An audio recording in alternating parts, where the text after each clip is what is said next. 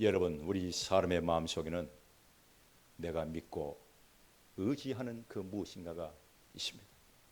이건 여러분 하나님을 믿고 안 믿고를 떠나서 모든 사람들 마음속에는 자기가 믿고 의지하는 무언가가 있습니다. 내 인생의 삶의 중심에도 그 어떤 존재의 가치를 가지고 여러분 살아가는데 그 존재의 가치가 경배의 대상이 되고 섬김의 대상이 됩니다. 25절 말씀을 읽어보면 경배와 섬김이라는 단어가 나오는데 여러분 경배는 두려워하다, 귀하게 여기다, 최고의 가치로 여긴다라는 뜻을 가지고 있는데 내 안에 있는 것이 밖으로 나타나는 것입니다. 섬김이라는 단어의 뜻은 여러분 원래는 제사장이 성전에서 봉사하는 예배적 봉사를 의미하는데 내가 가장 귀하게 여기고 가장 소중한 곳에 여기는 거기에 내가 노력을 하고 또 시간을 다 투자하는 것, 이게 섬김입니다. 지금도 여러분 수단이나 케냐 등 여러분 아프리카 오지에 가가지고 닥터로 섬기는 사람들이 여러분 의사들이 많습니다. 그 사람들의 삶을 보면 참으로 힘이 됩니다. 아침부터 저녁까지 지프를 타고 오지에 가가지고 한 달씩 진료를 해줍니다. 그것도 무료로 돈 안 받습니다. 몸은 망가져도 섬김. 돈을 벌어가지고 부자가 되려고 하는 것이 아닙니다. 명예를 얻어가지고 상을 받기 위해서 하는 것도 아닙니다. 자기 마음속에 있는 최고의 가치를 위해서 최선을 다해서 노력하고 시간을 다 사용하는 것, 이게 경배와 섬김입니다. 그래서 오늘은 경배와 섬김에 대하여 생각을 해보고 언제를 나눌 건데 여러분 첫째, 하나님만이 경배와 섬김의 대상입니다.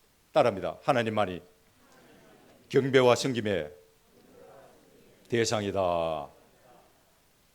하나님이 경배와 섬김의 대상이 되면 안 되고 하나님만이 경배와 섬김의 대상이 되어야 됩니다. 여러분 만자가 들어가야 됩니다. 오늘 이 시대는 여러분 돈이 경배의 대상이 되고 섬김의 대상이 됐습니다. 돈만 있으면 행복할 수 있다고 그렇게 생각합니다. 황금 만능주의가 여러분 내 인생의 최고의 가치가 되어서 경배의 대상이 되고 섬김의 대상이 되어버린 그런 시대를 우리는 살아가고 있습니다. 돈만 있으면 행복이 찾아오고 돈만 있으면 안전하고 돈만 있으면 존경을 받고 돈만 있으면 미래가 해결이 된다 라는 생각을 가지고 살아가는 사람들이 너무너무 많이 있습니다. 그래서 돈이 삶의 목적이 되어버렸고 돈이 경배와 섬김의 대상이 되어버렸습니다. 그러나 예수님은 하나님과 재물을 겸하여 섬기지 못한다라고 그렇게 말씀하셨는데 예수님이 말씀하신 재물은 단순한 돈이 여러분 아닙니다. 헬라어로 맘몬이란 뜻입니다. 우상이에요. 하나님처럼 의지하는 재물은 우상입니다. 여러분 돈 자체는 죄가 되지 않습니다. 그러나 하나님보다 더 귀하면 그 돈은 우상이 되어버립니다. 우상이 되면 양보하지 않습니다. 서로 싸웁니다. 거짓말합니다. 속입니다. 빼앗깁니다. 죽입니다.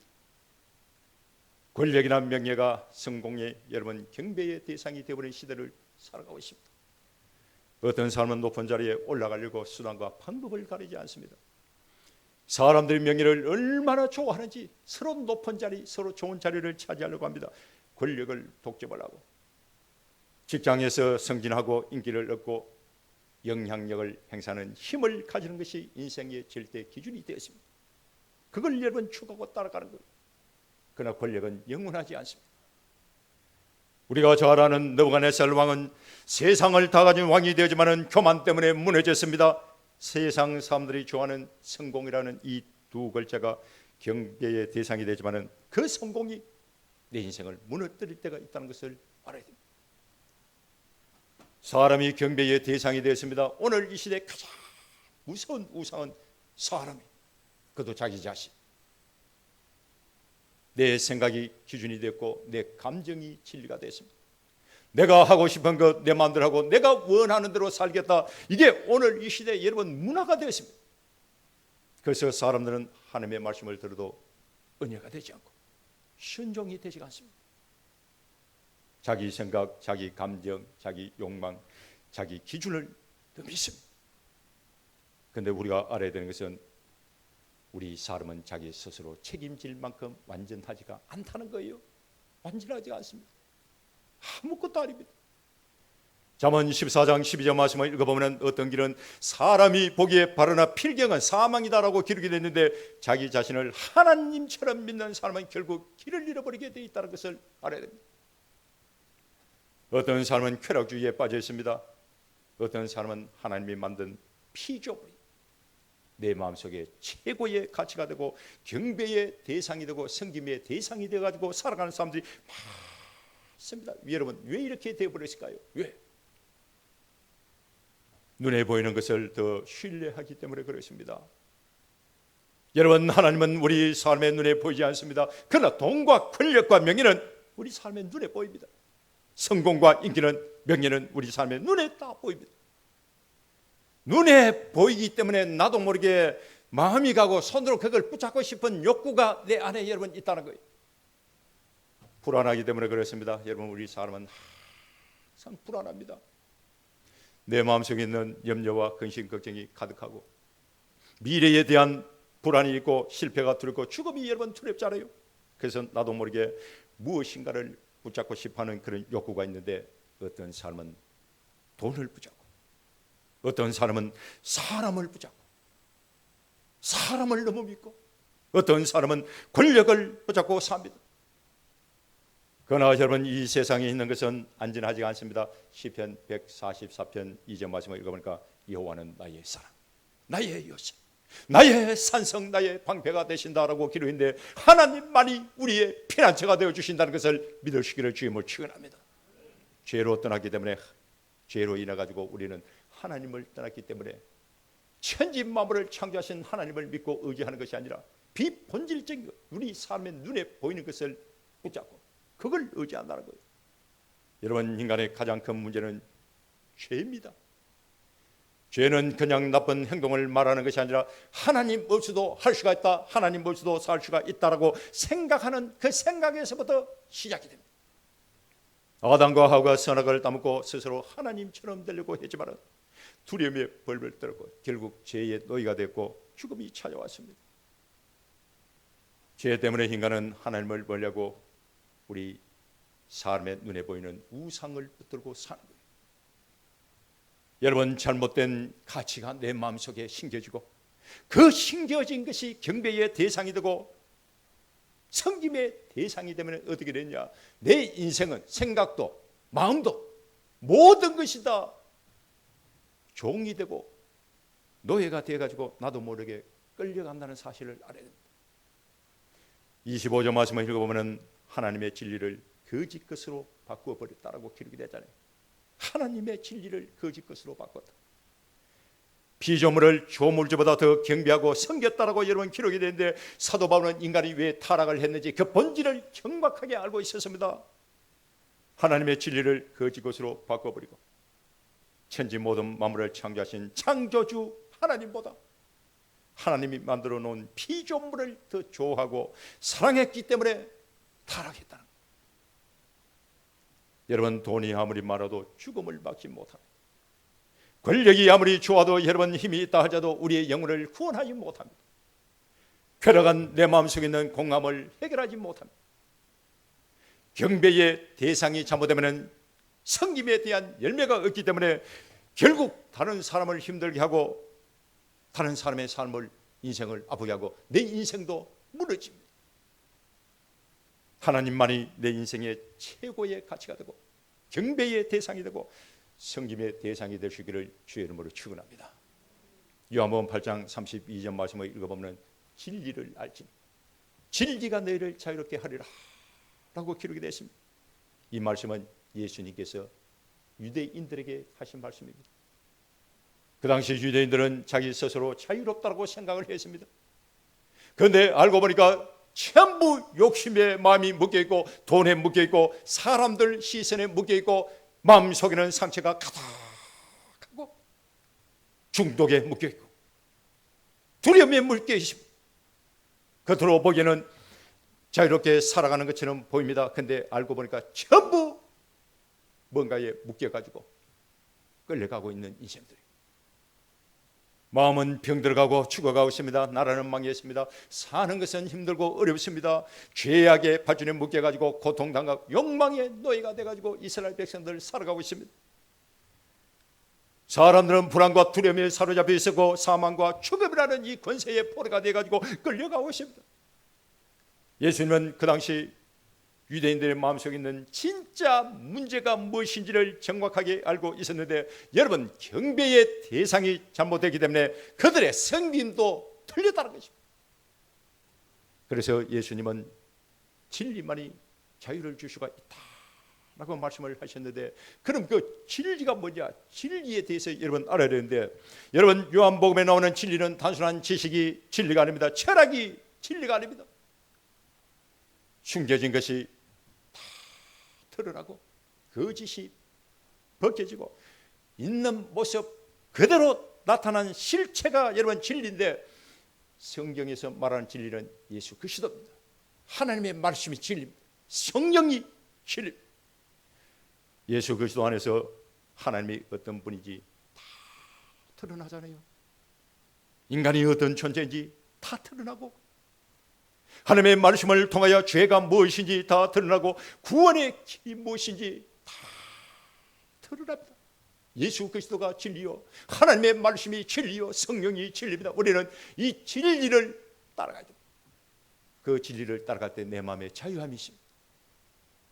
우리가 그냥 교회를 다닌다고 해서 진리를 아는 것이 여러분 아닙니다. 내가 성경을 많이 좀 안다고 해서 진리를 아는 것이 아닙니다. 진리를 안다는 것은 예수님을 나의 구주로 믿고 제3의 은총을 받고 성령 받고 거듭나야 됩니다.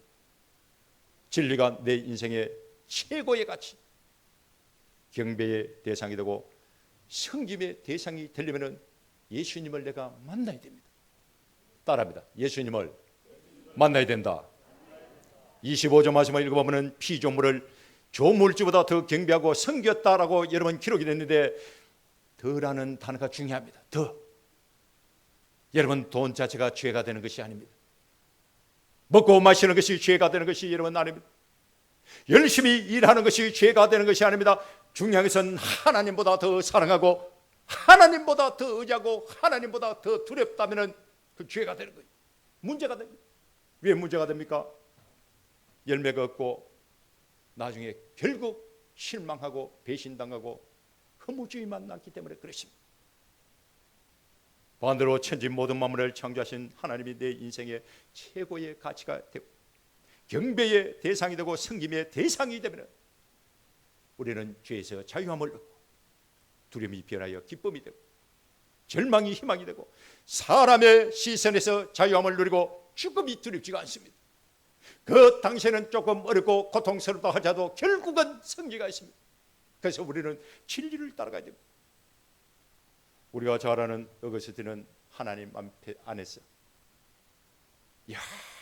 영원히 쉴 때까지 우리의 영혼은 참된 안식을 얻지 못한다라고 그렇게 말했습니다. 돈이 아무리 많아도, 세상적으로 내가 아무리 성공해도, 사람들로부터 인정을 받아도, 권력을 가지고 있어도, 명예를 얻어도 내 마음에 만족이 없습니다. 하나님만이 아니고는 참된 만족이 없고 열매도 없고 평안이 없습니다. 여러분, 세상 살아갈 때에 하나님 한 분만으로 만족하고 하나님 말이 내 인생의 최고의 가치, 내 인생의 경배의 대상, 섬김의 대상이 되시기를 주님을 축원합니다. 두 번째, 경배와 섬김의 열매는 찬송입니다. 따라합니다. 찬송이다. 25절 말씀을 읽어보면 주는 곧 영원히 찬송할 이시로다라고 기록인데, 찬송이라는 단어가 나옵니다. 찬송. 찬송은 우리가 그냥 입술로 그냥 노래 부르는 행위가 아닙니다. 하나님을 높이고 하나님께 영광을 돌린다라는 뜻을 가지고 있습니다. 찬송은 하나님의 위대하심과 선하심을 인정하고 선포하는 것입니다. 그러므로 찬송은 신앙 고백입니다. 신앙 고백이기 때문에 찬송이 내 인생의 경배의 대상과 섬김의 대상에 대한 열매가 되는 것입니다. 여러분, 하나님을 찬송할 때에 하나님은 위대하고 강하십니다. 하나님 사랑합니다. 하나님 감사합니다. 하나님이 내 삶의 주인이 되십니다. 나는 믿음으로 찬송하시기를 주님으로 축원합니다. 왜 우리가 하나님을 찬송해야 됩니까? 왜?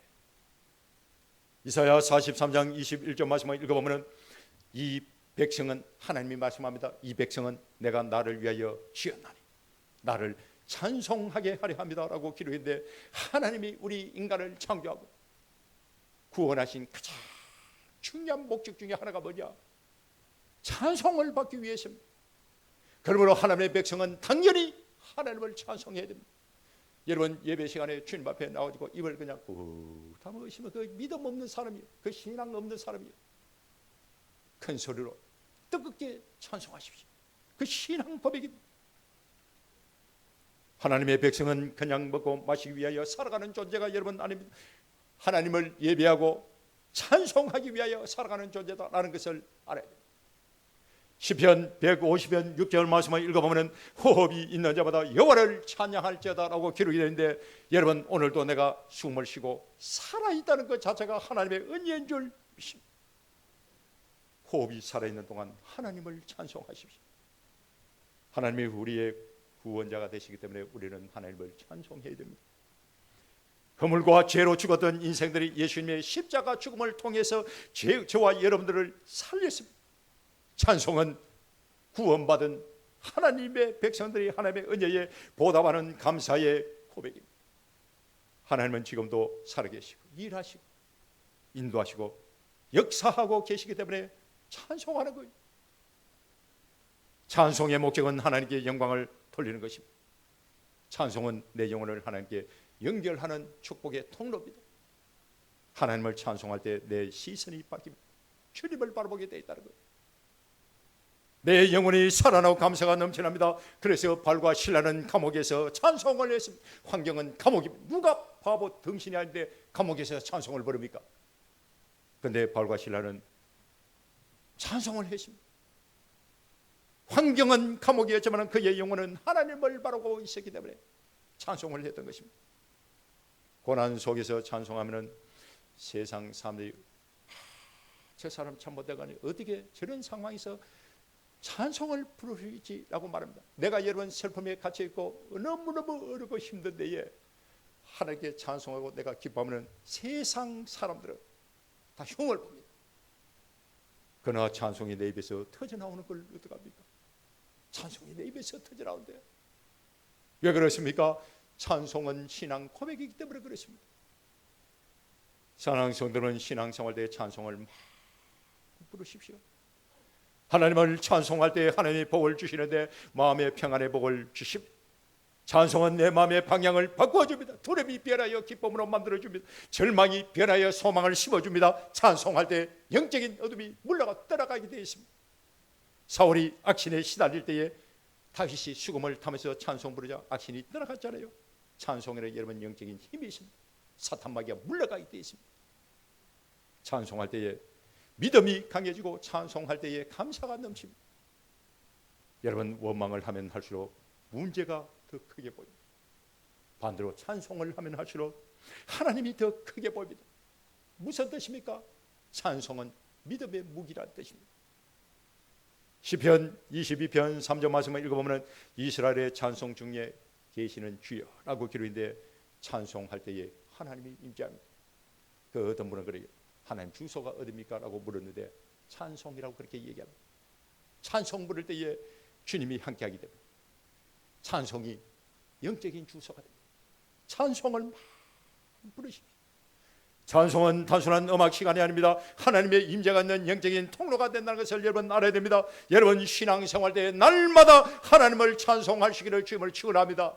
기쁠 때도 찬송하고 슬픔을 당할 때 힘들 때 눈물이 날 때도 하나님을 찾고 하나님을 바라보고 하나님을 찬송하십시오. 집에서도 찬송하고 병원에 입원해서도 찬송하고 광야에서도 찬송하십시오. 우리가 잘 아는 하박국 선지자가 살았던 시대는 모든 것이 무너지고 절망적인 시대였습니다. 나라는 망했습니다. 상황이 정말 열악합니다. 너무너무 힘듭니다. 그런 상황 속에서도 하박국은 나는 여호와로 말미암아 즐거워하였다라고 고백을 했습니다. 그 즐거워한 것이 뭐냐고 찬송입니다. 찬송은 신앙 고백입니다. 믿음이 있기 때문에 찬송을 부르는 거예요. 상황 때문에 찬송하는 사람이 아니라 하나님을 믿기 때문에 찬송하시기를 주님으로 축원합니다. 25절 말씀을 읽어보면 주는 곧 영원히 찬송할 이시로다라고 기록인데, 어떤 상황 속에서도 내 인생 가운데 눈물이 찾아오고 절망이 찾아오고 고난의 파도가 밀려온다 할지라도 하나님을 찬송하고, 어떤 장소에 있다 할지라도 하나님을 찾고 하나님을 찬송하시기를 주님을 축원합니다. 세 번째, 아멘 하십시오. 따라합니다. 아멘 하자. 25절 말씀을 읽어보면 아멘이라는 단어가 나오는데, 여러분 교회에서 가장 많이 사용하는 단어가 아멘입니다. 아멘. 기도를 하고 난 뒤에도 아멘합니다. 하나님의 말씀을 들을 때도 아멘합니다. 찬송 다 부르고 난 이후에도 아멘합니다. 중요한 것은 우리가 아멘의 뜻을 알고 아멘해야죠. 아멘은 마무리할 때 사용하는 단어가 아닙니다. 확실하다, 믿을만하다, 틀림이 없다는 뜻입니다. 신명기 27장을 보면 모세가 하나님 주신 율법을 선포했을 때 백성들이 아멘으로 다 응답했습니다. 아멘. 왜 아멘으로 응답을 했습니까? 하나님의 말씀이 옳다, 하나님의 말씀이 진리다라는 것을 믿고 인정을 했기 때문에 아멘한 거예요. 고린도후서 1장 20절 말씀을 읽어보면 하나님의 약속은 얼마든지 그리스도 안에서 예가 되니 그런즉 그런 말미암아 우리가 아멘하여 하나님께 영광을 돌리게 된다라고 기록인데, 아멘은 여러분 하나님의 약속을 믿고 그 약속이 하나님 때에 반드시 이루어진다는 확신, 믿음을 가진 사람만이 아멘할 수가 있습니다. 진짜 아멘은 순종의 결단입니다. 입으로 아멘하면서 삶은 반대로 살면 그건 참된 아멘이 여러분 아닙니다. 왜 우리가 아멘을 합니까? 왜? 하나님의 말씀을 듣고 믿기 때문에 아멘하는 것입니다. 그러므로 아멘이 없는 신앙은 좋은 신앙이 아니고 아멘을 많이 하는 신앙이 좋은 신앙입니다. 아멘 할 때 영적으로 하나가 됩니다. 초대교회는 한 마음으로 기도하고 찬송하고 하나님의 말씀을 들을 때에 아멘으로 응답을 했습니다. 아멘을 통해서 공동체의 믿음이 하나가 됐습니다. 여러분 예배 중에 아멘 하는 것은 그냥 감탄사가 여러분 한 신앙 고백입니다. 믿습니까? 이래 아멘이 적어서 어떻게 됩니까? 믿습니까? 아멘입니까? 로마서 10장 10절 말씀을 읽어보면 사람이 마음으로 믿어 의에 이르고 입으로 신하여 구원에 이른다라고 기록이 되는데, 내 마음속에 있는 믿음을 입으로 신하는데 뭘로 신합니까? 아멘으로 신하는 거예요. 내 마음속에 있는 믿음을 입으로 신으로 신하고 선포하는 것이 아멘입니다. 여러분 신앙생활 때에 아멘을 많이 하십시오. 하나님의 말씀을 읽을 때도 아멘, 저 말씀이 진짜 생명의 말씀이다라고 생각이 들면 그 말씀에 믿고 아멘해야 됩니다. 왜 아멘을 많이 해야 됩니까? 아멘 할 때에 하나님이 복을 주시는데 믿음의 복을 주십니다. 아멘 하는 사람과 아멘 하지 않는 사람은 하늘과 땅 차이입니다. 아멘 하는 사람은 말씀을 듣고 그냥 흘려보내지 않습니다. 말씀을 자기 것으로 받습니다. 말씀을 자기 것으로 받는다는 것은 하나님의 말씀을 내 마음에 심는다라는 뜻입니다. 내 마음에 심겨지면 반드시 때에 삭이나고 때에 열매를 맺습니다. 똑같은 장소에서 똑같이 설교를 들어도 아멘 하는 사람이 있고 비판하는 사람이 있습니다. 아멘 하지 않는 사람이 있습니다. 그 사람의 신앙은 하늘과 땅 차이입니다. 세월이 지나가면 믿음으로 아멘 할 때에 성령이 역사합니다. 아멘 할 때에 마음의 문이 열리고 아멘 할 때에 영적인 힘이 생깁니다. 아멘 할 때에 부정적인 생각이 사라지게 되어 있습니다. 염려와 근심과 중에 물러가게 되어 있습니다. 왜 그렇습니까? 하나님의 말씀을 듣고 내 마음에 심겨지는 그 순간 내 마음속에 있는 염려와 불안과 근심과 두려움은 물러가고 떠나가게 되어 있습니다. 아멘 할 때에 하나님의 약속을 붙들게 됐고 그 하나님의 말씀을 믿게 되어 있습니다. 믿는 그 순간에 하나님이 일을 하시고 하나님이 역사합니다. 아브라함은 현실보다 하나님의 약속을 붙들었습니다. 현실보다 하나님의 약속의 말씀을 붙들었습니다. 왜 하나님의 약속을 붙들었습니까? 하나님의 말씀에 아멘 했기 때문에 그렇습니다. 결과가 어떻게 됐습니까? 아브라함은 믿음의 조상이 됐습니다.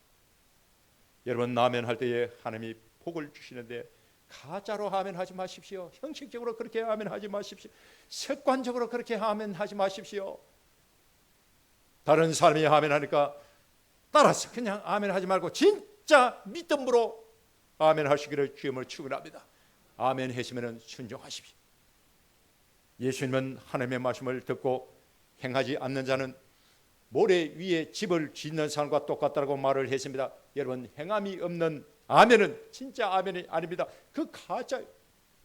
요한계시록 3장 14절 말씀을 읽어보면 아멘이시요, 충성되고 참된 증인이시요 하나님의 창조의 근본이시니가 이르시되 라고 기록이 되어 있습니다. 여기 나오면 이가 누구냐? 예수 그리스도. 예수 그리스도. 예수 그리스도는 누구시냐? 예수님은 충성되고 참된 증인도 되지만은 아멘이십니다. 아멘. 왜 예수님이 아멘이 되느냐? 예수님 안에서 하나님의 약속이 완성되고 구원이 이루어지고 진리가 확정되었기 때문에 그렇습니다.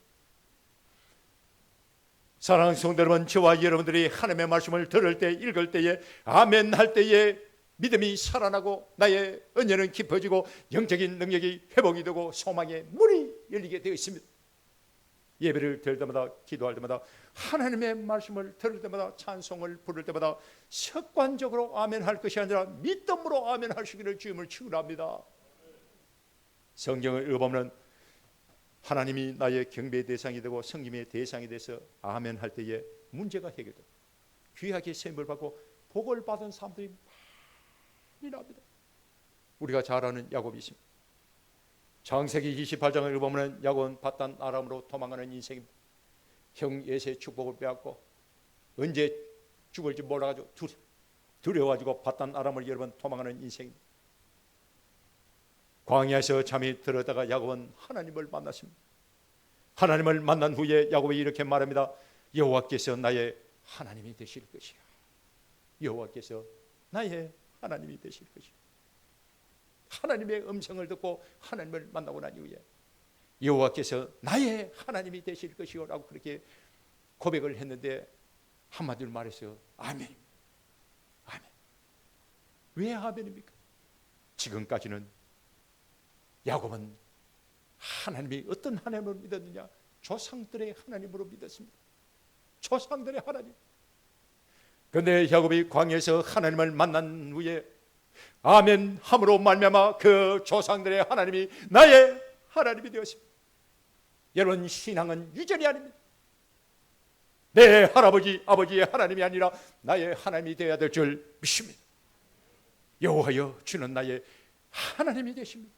내가 주를 높이고 주의 이름을 찬송하겠습니다. 이 말씀에 아멘 함으로 말미암아 조상들의 하나님이 나의 하나님이 되었다는 것을 알아야 됩니다. 우리가 잘 아는 다윗은 목동에서 왕이 되었습니다. 왕이 될 때까지 수많은 어려움을 당했고 수많은 위기를 겪었습니다. 사울이 날마다 자기를 잡으러 다닙니다. 아들 압살롬이 반역을 했습니다. 눈만 뜨면 전쟁을 해서 도망을 치고 광야 생활을 해야 했습니다. 그런데 그 모든 어려움과 역경과 고난을 다 이겨내고 다윗은 왕이 됐습니다. 그것도 왕 중의 왕이 됐습니다. 그 비결이 뭐냐? 아멘. 아멘. 시편 63편 1절 말씀을 읽어보면 하나님이여 주는 나의 하나님이시라 라고 그렇게 기록이 되어 있습니다. 다윗도 조상들의 하나님이 나의 하나님이 되었기 때문에 하나님이 때를 따라 돕는 은혜를 주시고 도와주시고 하나님이 승리의 길로 의의 길로 축복의 길로 인도를 해주셨기 때문에 다윗은 왕이 될 수가 있었습니다.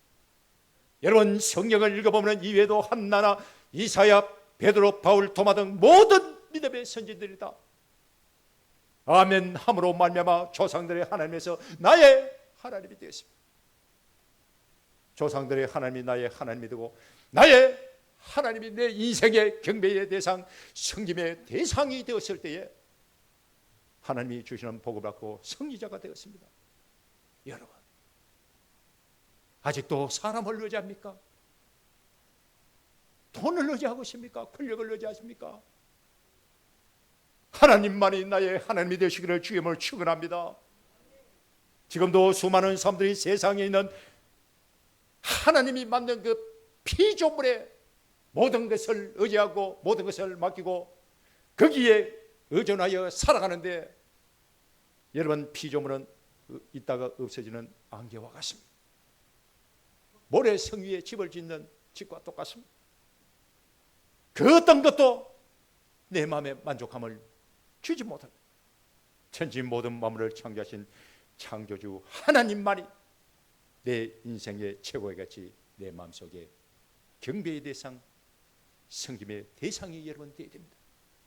내 죄를 사기 위하여 십자가에 못 박혀 돌아가신 예수님만이 내 인생의 최고의 가치, 내 믿음의 찬송의 대상, 경배의 대상이 되고 섬김의 대상이 된다는 사실을 믿고 여러분 아멘 할 수 있기를 주님을 축원합니다.